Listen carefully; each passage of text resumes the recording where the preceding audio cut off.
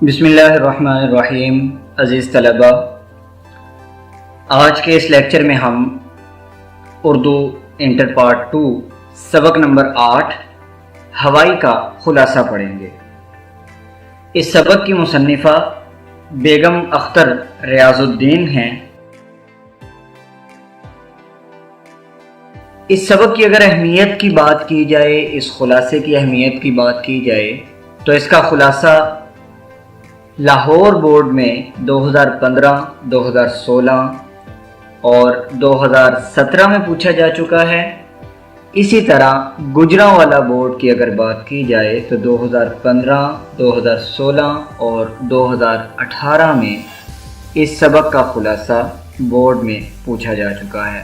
یقیناً دوسرے بورڈز میں بھی اس کا خلاصہ بارہا پوچھا جا چکا ہے، لیکن یہاں لیکچر کی طوالت کے پیش نظر ہم صرف لاہور اور گجرانوالہ کے بورڈ پر اکتفا کر رہے ہیں۔ عزیز طلبہ، اس لیکچر کو ہم ہیڈنگز میں تقسیم کریں گے، لیکن پیپر پوائنٹ آف ویو سے، امتحانی نقطۂ نظر سے، امتحانات میں خلاصے میں ہیڈنگ بنانا یہ درست نہیں ہے۔ یہاں صرف آپ کی آسانی کے لیے پیراگراف کی ہیڈنگ بنائی جائے گی، تاکہ اگر آپ صرف ہیڈنگز یاد کر لیں تو آپ ایک اچھا خلاصہ خود سے لکھنے کے قابل ہو جائیں۔ تو آئیے اب سبق کا باقاعدہ آغاز کرتے ہیں۔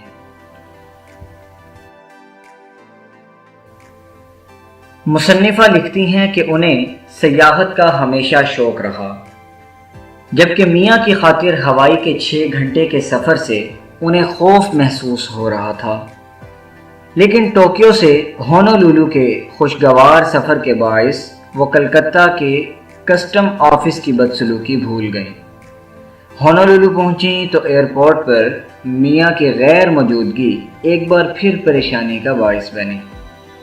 چنانچہ وہ میاں کی تلاش میں ہائی رائز ہاسٹل پہنچیں، مگر میاں وہاں سے بھی غائب۔ یکایک 2 کاریں ان کے قریب آ کر رکیں، جس میں لڑکے اور لڑکیوں کے درمیان سے میاں برآمد ہوئے اور ہوائی کی رسم کے مطابق مصنفہ کے گلے میں ہار ڈالے گئے۔ مصنفہ کہتی ہیں کہ گھر پہنچ کر دیکھا کہ میاں کا گھر نہیں، کباڑ خانہ ہے۔ برتن بکھرے پڑے تھے۔ رات دیر تک سب شور کرتے رہے اور پھر پڑوس سے ہوائی کے heavy weight champion hard boiled ہیگرٹی کی روبدار آواز سنائی دی، جس پر یہ محفل برخاست ہوئی۔ صبح مصنفہ اور ان کی بیٹی نے گھر کی صفائی کی اور قریبی ہوٹل سے لنچ منگوایا۔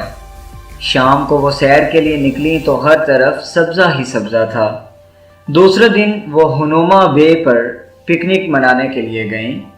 یہ ساحل انتہائی خوبصورت تھا۔ یہیں ہوائی یونیورسٹی واقع ہے، جو سمندری علوم کے متعلق دنیا بھر میں مشہور ہے۔ شام کو وہ سپر مارکیٹ گئیں۔ اس مارکیٹ کو دیکھ کر دنیا سے بھوک کا تصور ہی ختم ہو جاتا ہے۔ یعنی اس مارکیٹ کے اندر ہر طرح کی اشیاء اور پھر ان کی کئی انواع و اقسام کی اس قدر بہتات تھی کہ یوں محسوس ہوتا تھا کہ دنیا میں یہ جو افریقہ وغیرہ کے ممالک میں بھوک کا تصور ہے، یہ جھوٹا نظر آتا تھا۔ اب مصنفہ نے گھر کا انتظام سنبھالا اور کھانا پکایا، بیٹی نے صفائی کی اور میاں پرانی کار کی ڈرائیوری کے فرائض سر انجام دیتے تھے۔ گھر کا سامان بھی سیکنڈ ہینڈ تھا۔ ٹی وی پر تصویر صاف تھی اور نہ ہی آواز۔ مصنفہ گھریلو کاموں کے ساتھ ساتھ خوب سیر و سیاحت کرتی تھیں۔ ہوائی کے متعلق ہر طرح کی کتابیں لائبریریوں سے لاتیں، اساتذہ اور طلباء سے گفتگو کرتیں۔ ہوائی کے جادوئی حسن نے ان کو جکڑ لیا تھا۔ ہوائی میں امریکہ نے ایسٹ اینڈ ویسٹ سینٹر بنایا تھا۔ یہاں تعلیم کا روایتی نظام نہ تھا، بلکہ یہاں دنیا بھر کے اسکالرز کو اعزازیہ دے کر بلایا جاتا تھا۔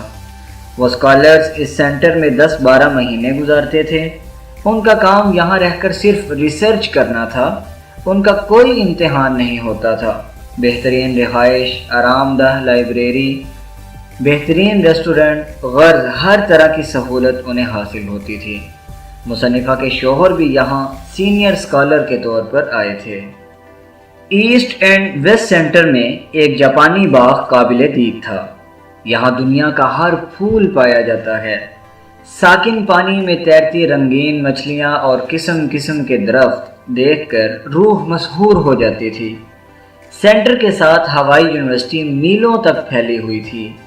یہاں دنیا بھر کی قوموں، نسلوں اور رنگوں کے طلباء ایک خاندان کی طرح رہتے تھے۔ ان کا میل جول بذات خود ایک تعلیمی حیثیت رکھتا تھا۔